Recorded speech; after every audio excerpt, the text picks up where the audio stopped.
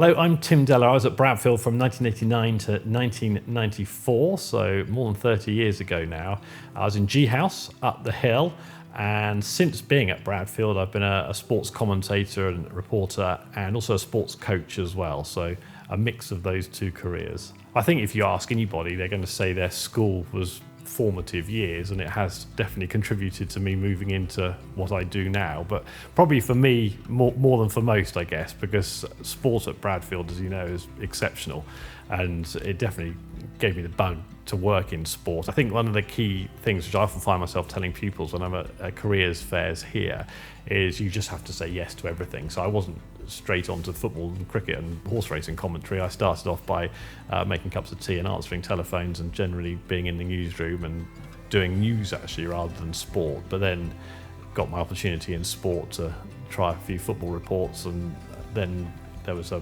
crisis in the horse racing department, and then we had the 2012 Olympic Games and they needed someone to do the rowing, and just keep saying yes and you end up doing all sorts of things that you don't really expect, so you can't really plot a route, I don't think. But yeah, Bradfield definitely was a key part in my sporting journey to do what I do now. So I try and pop back and do maybe a half a day a week of cricket coaching, and the cricket here is really good. I mean, you're working with really good players, and you look at the recent Hall of Fame from Gus Atkinson and Lauren Bell and Harry Kane and Ava Lee, and there are lots of other good cricketers coming through the school, and we've got another batch we think equally as gifted and promising in the school at the moment. It is nice to feel like you're coming back home and doing, albeit only a day a week, but that's ideal really for my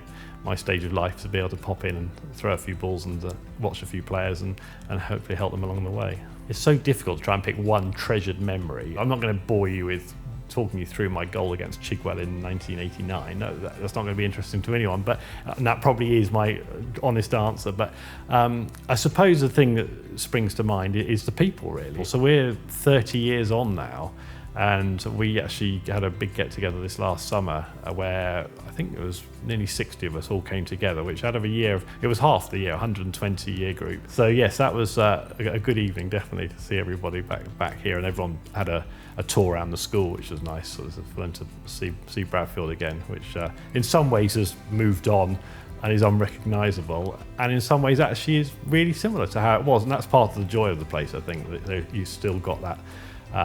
connection with the past, but it moves on and looks to the future. My wife always gets very annoyed because I met her 10 years after I left Bradfield, and she gets very annoyed whenever I'm asked a question about the happiest years of my life, and I always say, the 5 years at Bradfield, and she's never very pleased about that.